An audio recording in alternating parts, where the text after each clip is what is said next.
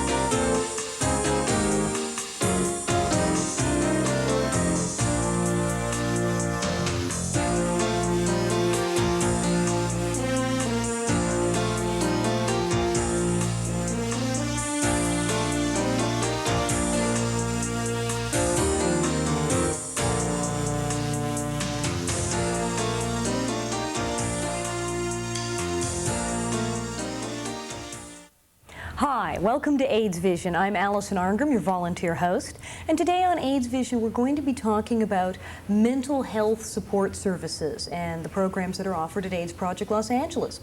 And with me today is Dr. Christian Hart, PhD, who is a support group coordinator at AIDS Project Los Angeles, and Cheryl Kauffman, M.F.C.C., who is one of the group facilitators. Welcome to AIDS Vision. Hi. Thank you. So what kind of services do you have at AIDS Project Los Angeles? We hear about support groups and that there is a mental health department. But what exactly is the mental health department at AIDS Project Los Angeles? Well, probably the mental health department is one of the best kept secrets in the HIV community. I mean, APLA offers a really broad array of services that I think not a lot of people are familiar with, including individual long-term and short-term psychotherapy, the support group program that we're here to talk about today. There's the buddy system, the phone buddy system, there's the hospital visitation program, there's an extensive substance abuse program, and several other services. And what we're here today is to talk a little bit about some of those services, and particularly the support group program. And stop this from being a secret anymore. Right. This is psychotherapy that is offered through APLA for clients, and this is free of charge to the clients? That's correct. If you're a client or you're eligible to be a client of APLA, then everything is free of charge. And considering the prices that psychotherapy is going at nowadays, this is pretty good bargain. A very good deal. Now, are there also services offered if you're a spouse, a lover, a family member of someone with AIDS who may be a client? Yes, we have several groups for people who are grieving the loss of someone who they loved. We have groups for family members. We have a variety of different types of groups, both for the clients as well as their family members and significant others. What typically, as opposed to, say, individual therapy, what type of setup would a group be? If I went to a group, what could I expect? You'd probably see a room full of about 8 to 10 people. The group that I run is specifically a bereavement and grief group. And so it's a pretty homogeneous group. My group is all men. I'm the only woman. And they've all lost lovers, and they've all been in a really long-term relationship, so it's a pretty intense group. And a lot of the time, they support each other. It is a support group, and so the group I run is not a therapy group, it's a support group. And it's a really, really wonderful experience to watch these guys who are in such deep grief, having so much to give each other still. And there's a multitude of different groups also, I mean, family members, people with HIV. What are some of the ones currently running that someone could call in for? In the mental health department, we have about 20 groups now. And about half of those are for gay men who are HIV positive. And the other half are substance abuse groups for people who are HIV positive and having problems with substance abuse. We have grief and bereavement groups. We have significant other groups. We have some Spanish-speaking groups for people who are monolingual Spanish-speaking clients. And the groups are not only for people who are HIV positive, as I mentioned earlier, but we have, for example, one Spanish-speaking group for women who are HIV positive. We just started a heterosexual group for people who are HIV positive for both men and women. And those are some of the groups that we offer in addition to others that we're trying to form right now. So you're trying to form other groups, you said. Are you seeing needs in other areas you hadn't anticipated that you're trying to now start different groups for? Right, and that's one of the reasons why we wanted to come in and talk about it is that we're seeing as the demographics of HIV shift to other populations, we're seeing more and more clients who are, for example, Spanish-speaking, and we want to begin to offer those people groups to help support their needs. And to do that, we need group facilitators. Now, one of the things I wanted to mention is that, like Cheryl, all our group facilitators are mental health professionals. A number of the AIDS service organizations in the HIV community offer support groups, and almost all of them are run by paraprofessionals or volunteer facilitators, and those groups can be really, really good. But some people really want a mental health professional to run the groups, and that's what we offer at APLA. All our groups are run by mental health professionals. So in order to offer new groups to new clients, we need to make the pitch for the therapists out there to come and volunteer their time to run groups at APLA. And here's the pitch now. So if you're watching and you are a licensed therapist, please call AIDS Project Los Angeles. So these groups, as opposed to just being a support group or volunteer who might be trained, these are actual professionals. You're getting a doctor, so if something goes awry, there is a professional there. This is not just support, it's really therapy is available. Right, and most of the groups are run along supportive lines, but there are times when things can happen and you want to know that a professional can be there to deal with it if someone's feeling suicidal or really dealing with some heavy issues. It's nice to know that you have someone there who's going to know how to respond. Now, what would be some of the issues that someone with HIV or AIDS coming to support group would be dealing with? What would be something that someone would want to come to the mental health department for? Maybe Cheryl would like to talk a little bit about that. A multitude. There's a lot of fear. There's a lot of coming to terms with what their life has been, what their life may become.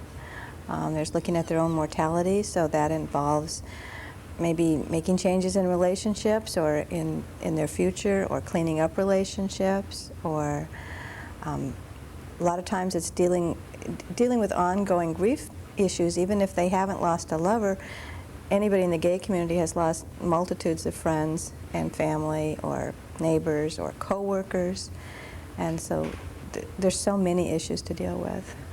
I think, one of the things, I've run a significant other group, and also am running a HIV positive group for gay men. And I think the thing that I hear over and over again is just the opportunity to talk to other people who know what you're going through. You can have friends and family who are very sympathetic and very caring, but it's really not the same as being able to say, I just feel so alone right now and no one really seems to understand what I'm going through, and to have someone across the room say, I had that exact same feeling and I know what you're going through. That can be a really powerful experience to have, and I think that's what a lot of people come to the support groups for. Because your friends might be sympathetic, but they can't actually know what you're going through. They may or they may not, and with a group you know that they're going to have some sense of what you're going through. Well, and people think maybe they shouldn't talk too much about it, especially with the grief issues. Mm-hmm. They're afraid their friends have become bored now or tired of hearing about it, and they still need to talk about it, and they need a place where that's okay to go over and over and over as many times as you need to. Without worrying that they're going to burn out their friends. Yes. Now, is there often resistance to going? I mean, are people still afraid to ask for help, to go to therapy, to go to the groups, that somehow this says something terrible about them, that they're losing their mind or something if they're seen going to the mental health department? I mean, I see resistance all the time from people about seeking out therapy. What kind of resistance have you run into? Well, we're going to be seeing sort of a self-selecting population. The people who do end up calling us probably are going to have gotten past their fears a little bit. But I have had the experience of talking to people who say, I don't want to be in a therapy group. I'm not mentally ill or anything like that. And really, the groups are for anybody.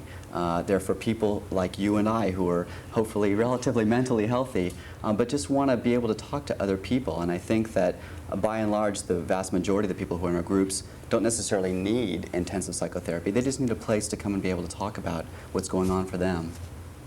Now, how do you deal with some of the larger issues? Do you deal with cases where someone who may have AIDS, who may have developed dementia, is there also support for them, or do you refer them to someone? What happens then?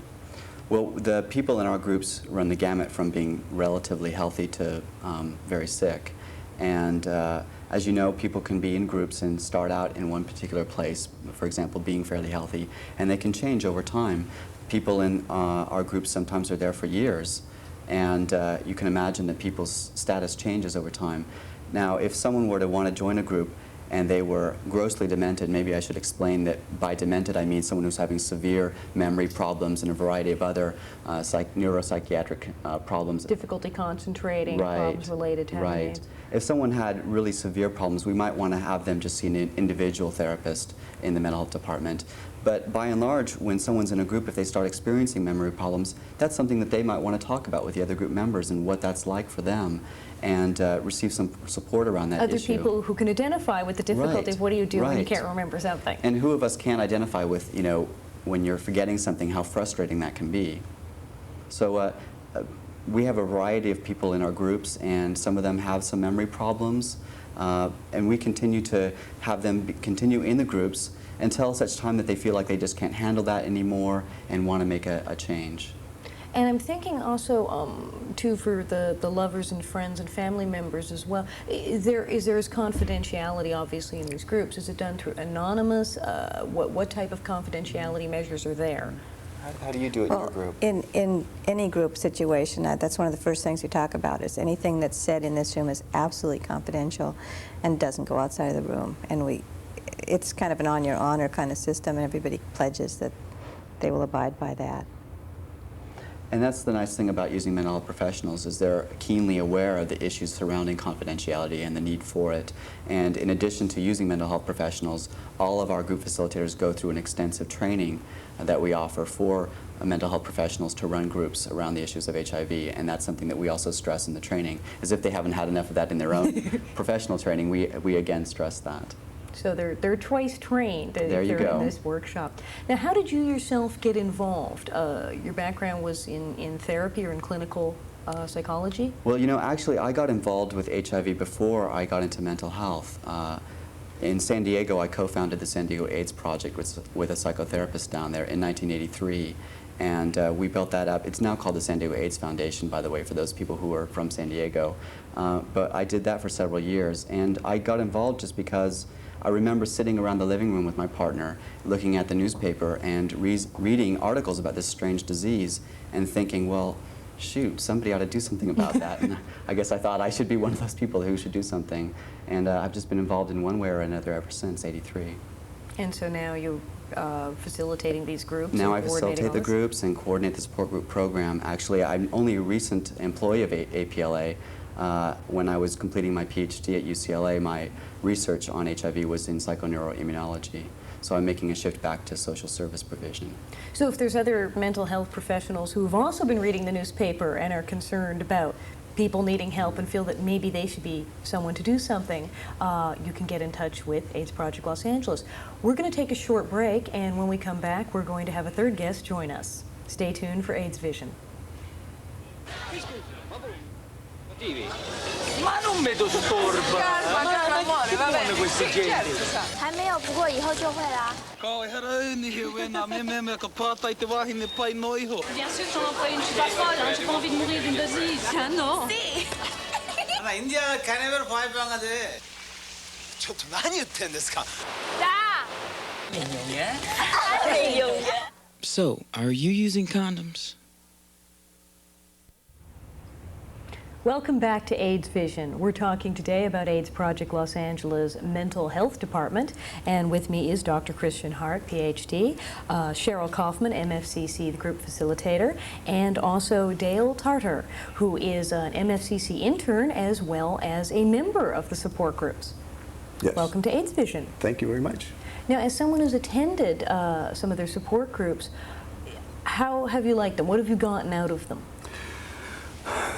There's so much. It's hard to say specifically. The main thing, and I think that they both referred to this earlier in the program, is the feeling that you're not in this alone. And I can't imagine having gone through, because I just recently was a main caretaker for a significant other and did that for 2 years. And at that time I was in Chris's group for significant others, and now in the bereavement group. And I can't imagine having gone through what I've gone through without this kind of help. I know that my emotional well-being would be impaired a great deal without this kind of support. So you would recommend people out there who are trying to go it alone, taking care of someone to Oh, join up? I would say please, please. It may seem scary if you haven't done it, but you come there and you find so much that you don't expect to find. And there's a lot of support then outside of the group also, as you get to know the people within your, within your group. And Cheryl, we were going to talk about too what brought you into this. We talked about with Chris why he does this, but how did you come to AIDS Project Los Angeles? Well, I'd been aware of the AIDS problem for a long time, but I wasn't in the world where I knew how to access the volunteer services. And my hairdresser, Robert, was talking about this wonderful organization that he was volunteering at, and I gave him a call. And at that time, they wanted me to go into lead a group right away, and I thought, I'm not prepared to do this because I didn't know enough about it. So I started in the intake and assessment department and used that time to learn about all the resources out there and to learn about the world of AIDS and to get myself knowledgeable. And then a year ago, I started leading groups. I also work at the Valley HIV/AIDS Center in the Valley, so that's kind of an adjunct. I know a lot about the world of AIDS now. So you go back and forth between the two sites. So how did you find out about the mental health support services they offered? I think I'd heard you talk about this earlier, that you had done the hotline training. Yes. And I had volunteered for the hotline training, and then knew about the services that Chris talked about being one of the best kept secrets. And that really helped me so much when I started taking care of someone, because I know where to go, what to do. I knew the specific doctors who treated AIDS, and having all the different departments available at APLA made all the difference in the world. And that's interesting too, because I think there's a lot of people who may be watching the show who may see themselves as not needing a support group. They may say, well, I've done the hotline training. Yes. I've been through the buddy training. I already know everything. I know where all the services are. I'm okay. I can handle this. Oh, let me, oh, please let me talk about that one, because I'm a mental health, I'm an M.F.C.C. intern right now, and I have been in all kinds of groups for my own experience. I've helped run groups, and I'm the epitome of what you're talking about. I should be okay because I know how all of this stuff works. Not so. It's like, you can't operate on your own family. You can't take care of yourself. And for me to come into that group, to come into Chris's group, and then later into Cheryl's group, and what was talked about earlier, feeling the rapport that I had with all of these different people because we were experiencing the same thing. Again, to know that you're not in it alone makes all the difference in the world. And one of the things that I was told, and which has happened to me, you may have some trouble in the beginning identifying with some group members. There may be a rare case of that. I don't think it happens very often. But if you stick around long enough, somebody's going to come in there that's going to tell your story, exactly what you're going through. And it happened to me. It was like, who is this guy that's talking about my life? He looked over my shoulder, he read my diary, he knows everything about me. When you have that kind of a rapport with another human being, it just makes your load a lot lighter. I would think also that these groups would be of benefit to the professionals that you're getting to come in and facilitate them. The experience for someone to be a part of this, how has it changed your life being in these groups as a facilitator, as opposed to facilitating some other kind of group? Oh, that's a hard question to answer, because it's affected me in so many ways and so deeply. I feel like I've been spiritually moved by my participation in doing groups, both as a professional, but also personally as a person, and working with people who are dealing with this and dealing with it in my own life with friends of mine who are sick and have died. it's given me a sense of, everything's going to work out okay in the end. Even if someone that I love dies, I can get through it because there are other people that can be there to help support me. And I think the thing that I've learned from working with people, both significant others, family members, people who are HIV positive, is that life's really precious, and you might as well try to live it, while you can, and do what you can while you can, and not worry so much about the long-term future. Just sort of take life. I don't want to say it, take life by the neck and run with it. I was going to say something else, but just really live life really fully. That's what it's been for me, and it's been really moving. I agree. I'm on a daily level, I am so touched by the courage and the compassion of the people I meet, both at APLA and specifically in my groups. I'm just awed by how they keep going. It sounds really bizarre, but the bereavement group is the highlight of my week. I look forward to it. And on a personal level, like Chris said, I don't wait now for people to come to me. If I see somebody that I want to be friends with, I go after them. If there's something I want to do, I do it now. I'm much more active in my life because I do see it as finite and precious, and I do appreciate every day so much more than I used to. And I'm glad we brought this up because I'm thinking of people who may be watching the show who could be coming to be facilitators of your group, who are professionals, who may be resistant, thinking, well, I don't know if I want to do this, it'll be too depressing. I think we sort of cleared that up. Yeah. Now, how do they get in touch with you? If someone says, okay, I'd like to come and work for you, I'd like to come run a group, who do Any they mental call? health professional that would like to volunteer, give us a call at area code 213-993-1434, and I'd be happy to talk to anyone. Even if you just want to find out more about it, you're not quite sure, you want to have some more information. You want to refer clients. Exactly, exactly. We're really in a place now where we want to offer more groups. We just started up a heterosexual HIV positive group that we need a co-facilitator for. I have 3 groups that I could start tomorrow if I had 6 co-facilitators. One for Spanish-speaking heterosexual men and women, another grief and bereavement group for Spanish-speaking people, and we have a real interesting group of clients that want a group. These are monolingual Spanish-speaking people who are transgender, transsexual, or cross-dressers. And they want a group where they can talk about their own issues and what it's like to be HIV positive.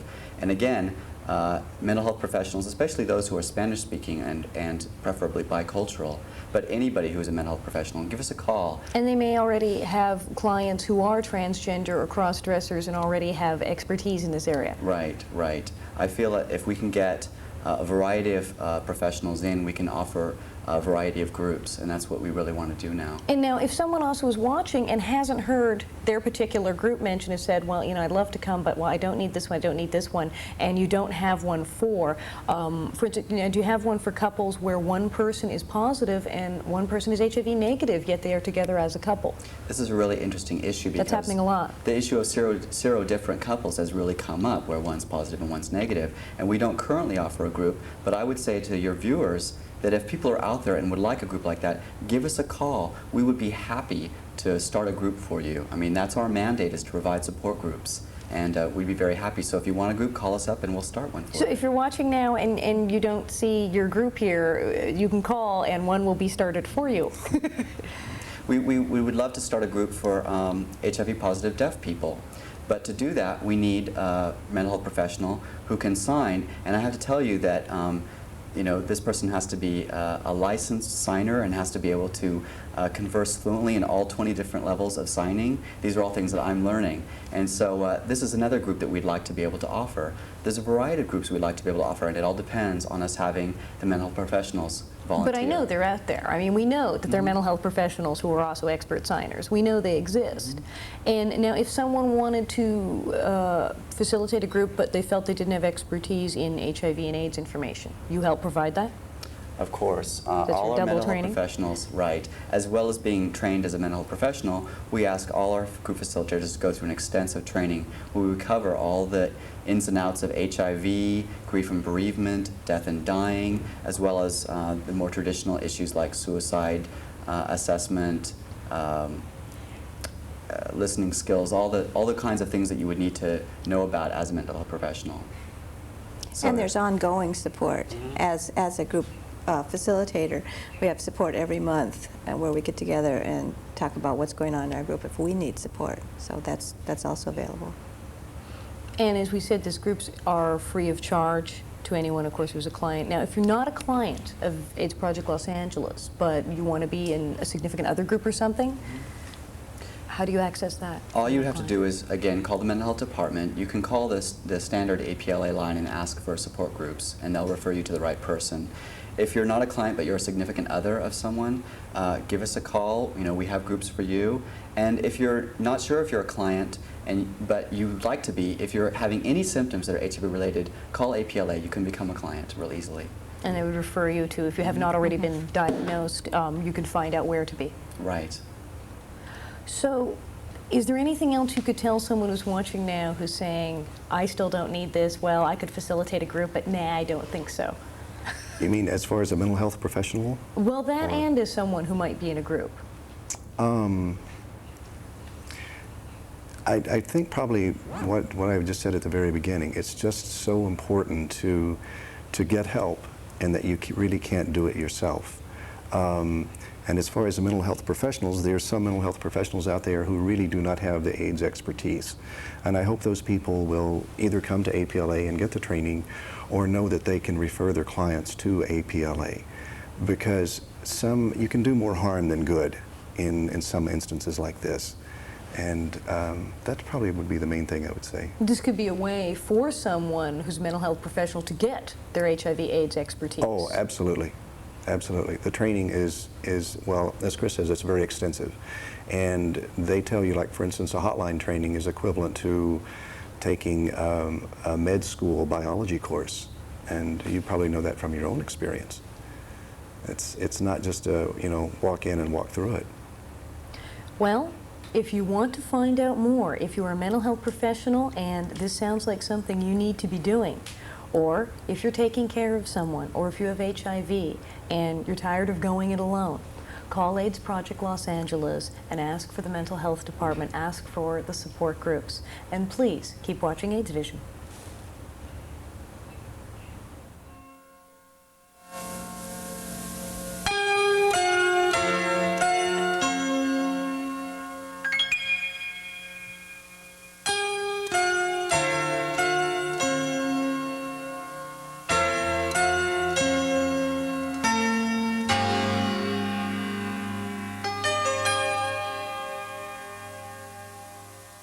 Everywhere I turn, there's always lots to learn, and just as many reasons as to why. You and me got choices, so listen to the voices inside us that say don't quit, don't cry. So while leaning on each other, brothers known as brothers, and strangers we've decided there are none. To life's unanswered questions, appeals and rejections. Indeed, this is a race that must be won. All it takes is love for everyone.